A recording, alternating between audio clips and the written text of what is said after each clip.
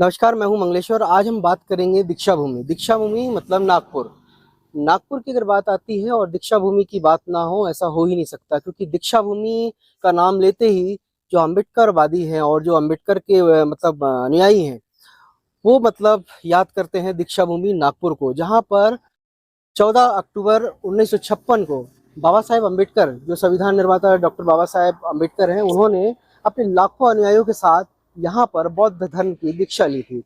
दीक्षा लेने के बाद ये मतलब मतलब यहाँ का जो स्थान है इतना प्रसिद्ध हुआ कि दूर दूर से लोग अब इसको देखने आते हैं। और काफी विशालकाय यहाँ पर स्तूप भी बनाया गया है। उसमें बाबा साहेब अम्बेडकर की जो अस्थियां वगैरह रखी हुई हैं और बुद्ध की प्रतिमा रखी हुई है। एक अनोखा ही अंदाज होता है जब वहां पे आप जाके देखेंगे, तो बहुत ही अद्भुत मतलब एक नज़ारा देखने को मिलता है और शांति मिलती है। बात करते हैं हम यहाँ पर स्मारक की। तो स्मारक ए ग्रेड का इसको पर्यटन का खिताब मिला। आप जान सकते हैं कि ए ग्रेड ऐसी चीज होती है कि यहाँ पर मतलब फॉरेन से लेके बाहर बाहर से दूर दूर से लोग आते हैं। और वो इसलिए आते हैं सिर्फ बाबा साहेब अम्बेडकर के लिए, क्योंकि बाबा साहेब की सारी शिक्षा दीक्षा जो थी फॉरेन में हुई थी, और जितना हिंदुस्तान में मानते हैं उससे कहीं अधिक इनको फॉरेन के लोग मानते हैं।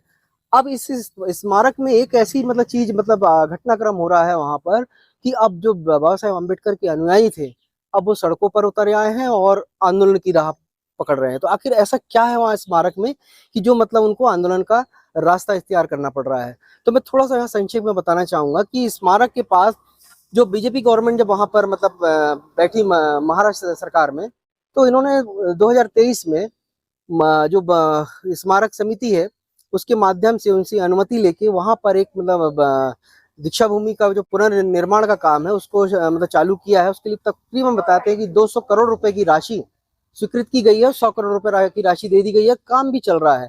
लेकिन अब वहां पे बात ये आ गई है कि वो निर्माण की पुनर्निर्माण की बात की जा रही है। वहां पे आसपास मतलब जो क्षेत्र है 22 एकड़ की ये भूमि है, मतलब वहां पे ये मतलब स्मारक बना हुआ है सेंटर में, और उसके आसपास खाली एरिया है, काफी बड़ा विशाल काय मतलब मैदान है। अब वहां पे मतलब बताया जा रहा है कि पार्किंग, फिर मल्टी स्टोरीज मतलब वहां पर ऐसी चीजें गतिविधियां करने के लिए मतलब चीजें, चाहे उसमें सभागृह हो, चाहे आपके रंगमंच हो, और चाहे आप बुक स्टॉल्स वगैरह, तमाम दुनिया भर की चीजों की बात की जा रही है कि वहां पर रहेगी। लेकिन अब सवाल उठता है कि इन पार्किंग की जरूरत क्यों पड़ रही है। तो आज हम इस पे थोड़ा सा मैं कम बात करूंगा। आज हमारे साथ में बौद्धिस्ट सोसाइटी ऑफ इंडिया के मतलब मध्य प्रदेश के जो प्रदेश उपाध्यक्ष हैं मनोज वाघमारे जी, इनसे बात करते हैं और इनसे ही पूछते हैं। तो दादा, ये जो दीक्षा भूमि की जो स्मारक समिति है, वहां पे आपने देखा होगा कि निर्माण कार्य मतलब चल रहा है विकास के नाम पर। तो ये क्या आवश्यकता थी पार्किंग की वहां पर? पार्किंग की बिल्कुल आवश्यकता नहीं है, क्योंकि पूरे दुनिया से लाखों करोड़ों लोग जो हैं वहाँ पर दीक्षा भूमि पर अपने दर्शनार्थ आते हैं। और ये जो मल्टी लेवल जो पार्किंग की जा रही है, ये दीक्षा भूमि को नष्ट करने की साजिश है। और किसी भी तरीके से ये चाहते हैं कि दीक्षा भूमि का जो ढांचा है उसको नुकसान पहुंचे, क्योंकि मल्टी लेवल जो पार्किंग ये कर रहे हैं वो ढांचे के नीचे कर रहे हैं, जिससे उसके जो पिलर हैं वो कमजोर होंगे, और ऐसे में कभी भी उसको ढांचे को जो है वो नुकसान पहुंच सकता है। तो ये सौंदर्यकरण के नाम पे एक सोची समझी गहरी साजिश है दीक्षा भूमि को खत्म करने की, और इसका पुरजोर विरोध होना चाहिए। और मैं चाहूंगा कि जो भी हमारे डॉक्टर बाबा साहब अम्बेडकर और तथागत भगवान बुद्ध के जो अनुयायी हैं, वो इसके लिए सड़कों पर उतरें और पुरजोर आंदोलन करें और इस बात का विरोध करें।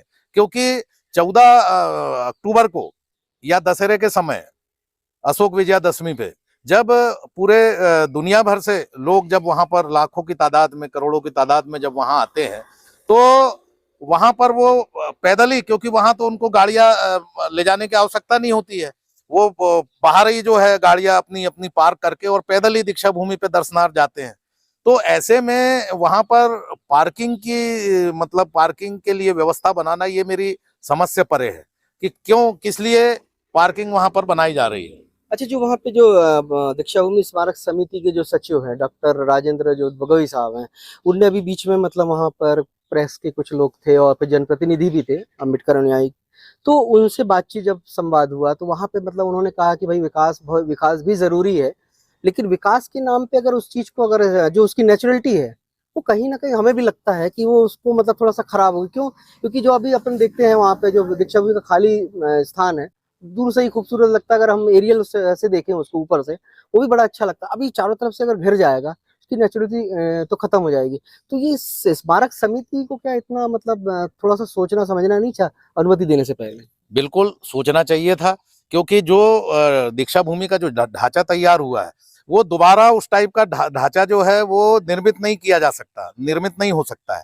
और इस तरीके से जो ये स्मारक समिति, दीक्षा भूमि स्मारक समिति के जो पदाधिकारी, जो ये सौंदर्यीकरण के नाम पे और ये जो वहां पर मनमर्जी कर रहे हैं, तो ये मतलब दीक्षा भूमि को क्षति पहुंचाने वाली बात है।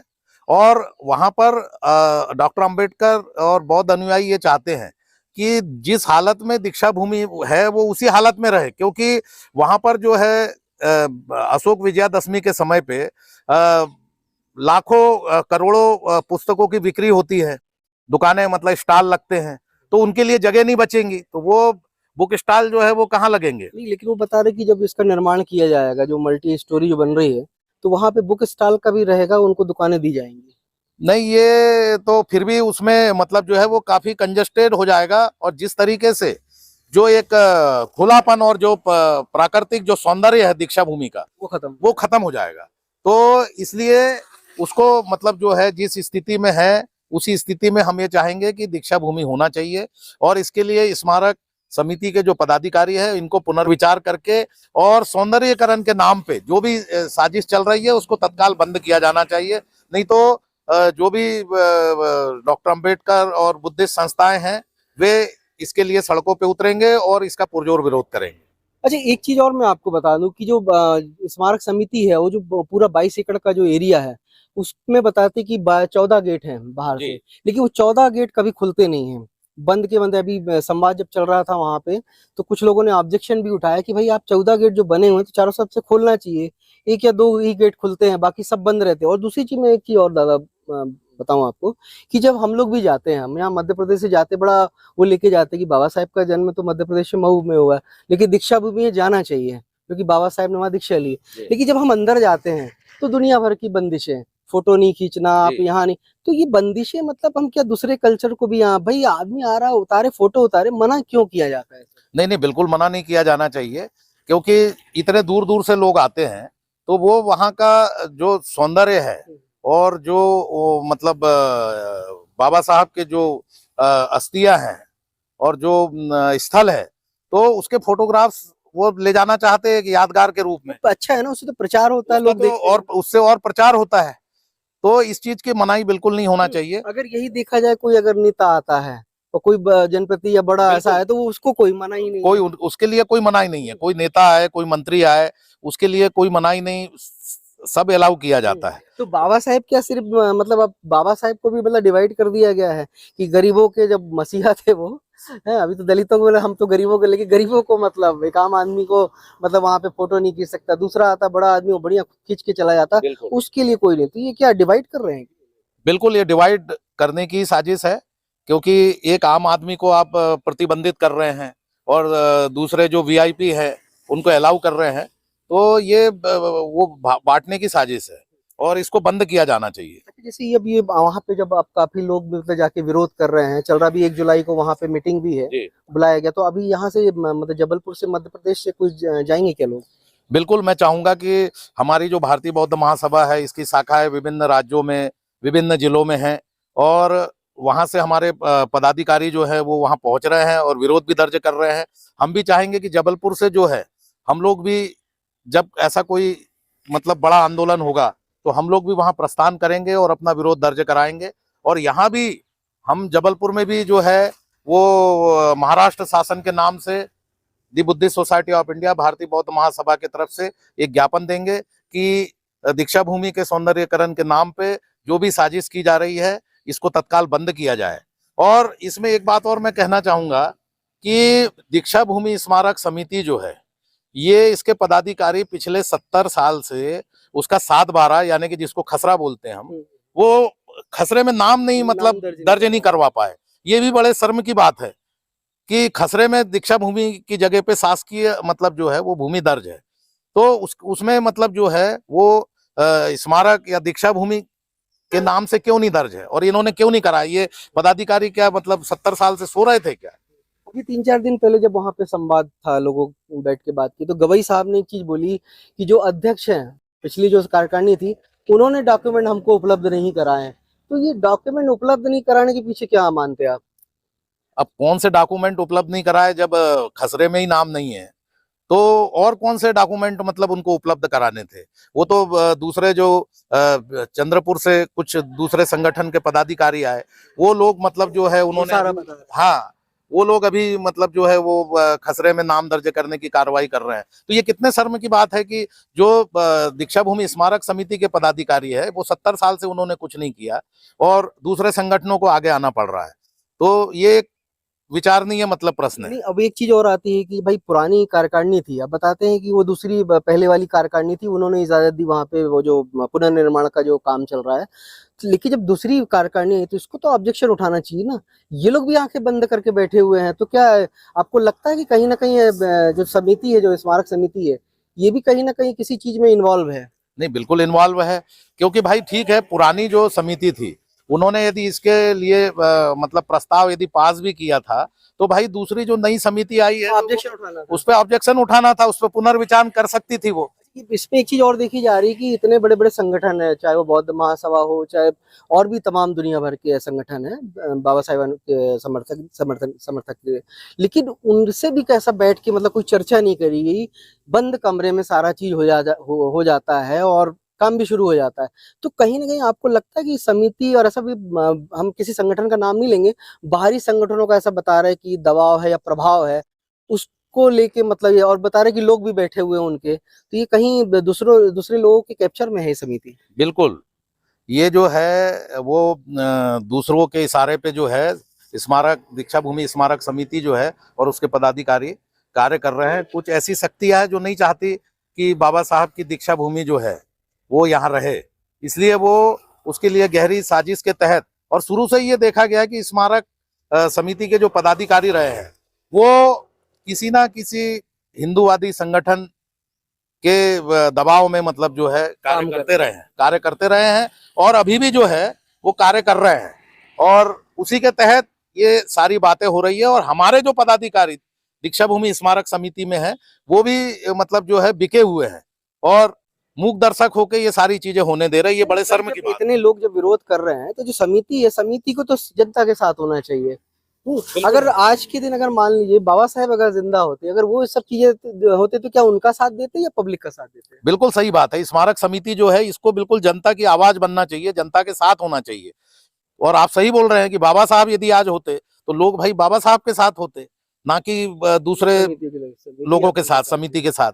तो ये एक बिल्कुल सोचने वाली बात है कि इसके लिए जो है सभी को एक जागृत होके और सड़कों पे आना चाहिए। और स्मारक समिति के लिए भी हम कहना चाहेंगे कि जितने जल्दी हो वो यदि किसी के दबाव में आके, किसी भी ताकतों के दबाव में आके ये कार्रवाई यदि कर रहे हैं तो ये बहुत मतलब गलत है और इसको तत्काल बंद किया जाना चाहिए, नहीं तो इसका हर्जाना उनको भुगतना पड़ेगा। तो एक चीज मैं आपको ये बता दूं कि बाबा साहेब अम्बेडकर हमेशा ये कहा करते हैं कि मुझे तकलीफ है उन पढ़े लिखे लोगों से। तो सवाल ये आता है कि सब जो वहां पे जो दीक्षा भूमि स्मारक समिति बनी हुई है, उसमें पढ़े लिखे लोग हैं। ये पढ़े लिखे लोगों को जरा सा भी मतलब इतना भी इन्होंने सोचा नहीं कि भाई ये जो इतना बड़ा जमीन है वहां की, और बीच में स्तूप बना हुआ है, और जब उसको हम ऊपर से देखते हैं, एरियल से देखते हैं, अब हमें कोई भी जाता होगा ऊपर से हवाई जहाज से या फिर तमाम कुछ भी शॉट वगैरह जिसको एरियल से लेना रहता है, खूबसूरत लगता है। अभी चारों तरफ अगर बंद हो जाएगा तो कितना खराब लगेगा। तो ये पढ़े लिखे लोगों का होना, तो क्या लगता है कि ये बाबा साहब जो बोल रहे थे वो सही है? बिल्कुल सही है, क्योंकि पढ़े लिखे लोग ही जो है वो गलत कार्य को सपोर्ट कर रहे हैं, गलत कार्य होने दे रहे हैं। तो बाबा साहब ने जो बोला था वो बिल्कुल सही बोला था, उनकी बात 100% सही है कि आज जो भी मतलब वहां पर कार्य चल रहा है उसको वे पढ़े लिखे जो हमारे लोग हैं वो मूक दर्शक होकर उसको मतलब देख रहे हैं और होने दे रहे हैं। तो ये बहुत दुखदाई। तो ये इस आंदोलन को कितना ऊपर तक ले जाएंगे आप? बिल्कुल, इस आंदोलन को हम जब तक कि वहाँ जो भी साजिश है दीक्षा भूमि को खत्म करने की, जब तक वो साजिश बंद नहीं होती, वो ढांचे को छोड़ के यदि इनको मल्टी लेवल पार्किंग बनाना है तो बोधि वृक्ष तक पहुंच गए वो लोग। हाँ, नहीं तो बिल्कुल बोधि वृक्ष तक पहुंच गए हैं, लेकिन यदि इनको पार्किंग बनाना है तो ये बाहर बना सकते हैं। हम ये बोल रहे हैं वो दीक्षा भूमि का ढांचा ही क्यों, उसके नीचे क्यों बना रहे हैं? भाई आपको पार्किंग बनाना है तो आप बाहर बनाइए। अब इस तरीके से जिस तरीके से वो सौंदर्यकरण कर रहे हैं, तो उससे तो बिल्कुल स्तूप जो है वो ढक जाएगा। कंज और वहां के जो वो है प्राकृतिक जो सुंदरता है वो खत्म हो जाएगी। और जो दीक्षा भूमि जो है वो एक संकुचित दायरे में मतलब कंजस्टेड हो जाएगी। तो ये हम होने नहीं देंगे और इस आंदोलन को बहुत आगे तक हम ले जाएंगे। और मैं भी हमारे जो राष्ट्रीय पदाधिकारी हैं उनसे निवेदन करूंगा कि वे इसके लिए जो है वो आगे आए और भारतीय बौद्ध महासभा के बैनर तले भी एक बहुत बड़ा आंदोलन वो खड़ा करें और इस काम पे रोक लगाएं। तो जैसे कि हम बता रहे हैं आपको कि जो मल्टी स्टोरीज वहां पे बननी है, दुनिया भर की बता रहे हैं कि सबसे नीचे पार्किंग रहेगी, उसके बाद फिर वो लगातार कई मतलब मतलब जो उनके ढांचे बनेंगे और उसके ऊपर फिर मतलब सारी चीजें मतलब वहां पे बनाई जाएंगी, जिसमें रंगमंच हो गया, फिर सभा हाल हो गया और पुस्तकों का ये हो गया। लेकिन सवाल उठता है कि जब ये सारी चीजें जब बन जाएंगी फिर लड़ाई भी होगी, क्योंकि वो तो कमर्शियल हो जाएगा। सरकार इतना पैसा खर्च करेगी तो वो भाई कहीं ना कहीं तो उनको भी लगा तो वो बिकेंगी ना। तो ये खरीदने वाला कौन होगा, हमारे लोग होंगे कि या दूसरे लोग होंगे? नहीं नहीं, वो हमारे लोगों के पास इतना पैसा कहाँ है। स्वाभाविक है कि वो दूसरे लोग होंगे जो लोग आज दीक्षा भूमि को खत्म करने की साजिश में शामिल हैं। वही लोग जो है उसको वो खरीदेंगे तो हमारे और लोग फायदा उनका उन्हीं को होगा साथ भी हमारे लोग और हमारे लोग मतलब जो है उनको साथ देंगे। तो ये चीजें हम होने नहीं देंगे और इसका पुरजोर विरोध करेंगे। तो बात सही है, विकास भी जरूरी है और साथ में जो पूरा चीजें हैं मतलब नेचुरलिटी उनको बचा के रखना भी बहुत जरूरी है। हम भी जाते हैं वहां पे, देखते हैं कि कई चीजें समस्या आती है। जैसे भी मैं बीच में अभी जो इसी महीने गया वहां पे, 1 हफ्ते पहले जाके देखा, बेटा भी गया था वहां पे, पानी का नहीं था, पानी का काफी दूर था। फिर बाद में वहां पे गर्मी इतनी कि ना अगर हमको नाश्ते पानी का करना हुआ तो वहां पे कोई ऐसी कैंटीन भी नहीं है। होना चाहिए ये सारी चीजें, लेकिन सवाल होता है कि मल्टीनेशनल पार्किंग की बात की। अब लोग वहां पे गवई साहब बोलते हैं कि अफवाह उड़ाई जा रही है। अब भाई पार्किंग बनेगी तो राहटे कॉलोनी है और इधर इस तरफ सीताबर्डी है, वहां पे जो मेट्रो का स्टेशन है, अब बता रहे क्यों पार्किंग जो मेट्रो की रहेगी। तो अभी क्या उसमें सच है, और वो उसमें हम ज्यादा नहीं जाएंगे, लेकिन सवाल उठ रहे हैं कि मेट्रो की पार्किंग वहां पर रहेगी, तो मेट्रो की पार्किंग के लिए तो जगह और भी है, दीक्षा भूमि ही क्यों? जी जी, वो मुझे भी मतलब ये सुनने में आया कि वहां पर मेट्रो की पार्किंग वो करने वाले हैं।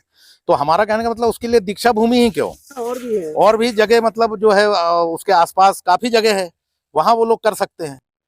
और हमारे ही लोग जो है, इसमें सबसे बड़ी शर्म की बात यह है कि हमारे ही लोग जो है वो ऐसे ताकतों का साथ दे रहे हैं जो दीक्षा भूमि को खत्म करना चाहते हैं। तो इसको रोका जाना चाहिए। और हमने तो जो दीक्षा भूमि के जितने जो स्मारक समिति के पदाधिकारी, उनके मोबाइल नंबर भी सारे ग्रुप में शेयर किए हैं, ताकि लोग जो हैं वो उनके मोबाइल नंबरों पे बात करके अपना विरोध दर्ज कराए और उनको इस गलत काम को करने से रोके। तो जैसा कि मैं आपको एक थोड़ा सा पॉलिटिकल इस पे भी लेके जाना चाहूंगा कि राजनीति भी इसमें हो रही है, बहुत जल्दी इसका खुलासा भी होगा और हो सकता है कि कोशिश हमारी रहेगी कि हम ही इसका करें। क्योंकि जब मैं अप्रैल माह में गया था तो वहां पे कुछ लोगों ने मुझे ऐसा बताया था कि साहब इसमें बीजेपी के लोग मतलब इन्वॉल्व है। वहां पे जो देवेंद्र फडणवीस का नाम लिया गया, कि बताया जा रहा है कि देवेंद्र फडणवीस बना रहे थे। देवेंद्र फडणवीस नहीं बना रही है, तो सरकार बना रही है, क्योंकि वो उप मुख्यमंत्री हैं तो ठीक है, वो नागपुर के हैं, उनको भी लगा होगा कि भाई विकास होना चाहिए तो खर्च करें। लेकिन सवाल उठता है कि यहाँ पर इस स्थान पर जो कि मतलब एक तो सोशल जस्टिस, बाबा साहेब का जो सोशल जस्टिस मतलब सामाजिक न्याय की बात करते हैं, तो यहाँ पर अगर पॉलिटिक्स होगी तो कहीं ना कहीं नुकसान हमारे लोगों को ही उठाना पड़ेगा, और ये हमारे लोग जो उनका साथ दे रहे हैं, तो इसको राजनीति से बहुत दूर रखना पड़ेगा, बहुत जरूरी है।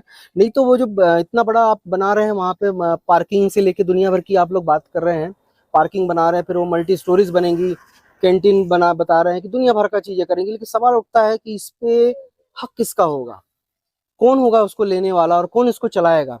कहीं ना कहीं बाहरी लोग आएंगे और फिर बाहरी लोग चलाएंगे, इससे नुकसान हमारे लोगों को होगा। और वहाँ की जो प्राकृतिक जो सौंदर्य है वहाँ का, देख जो अभी हम देखते बड़ा खुश हो जाते हैं, वो देखने को नहीं मिलेगा।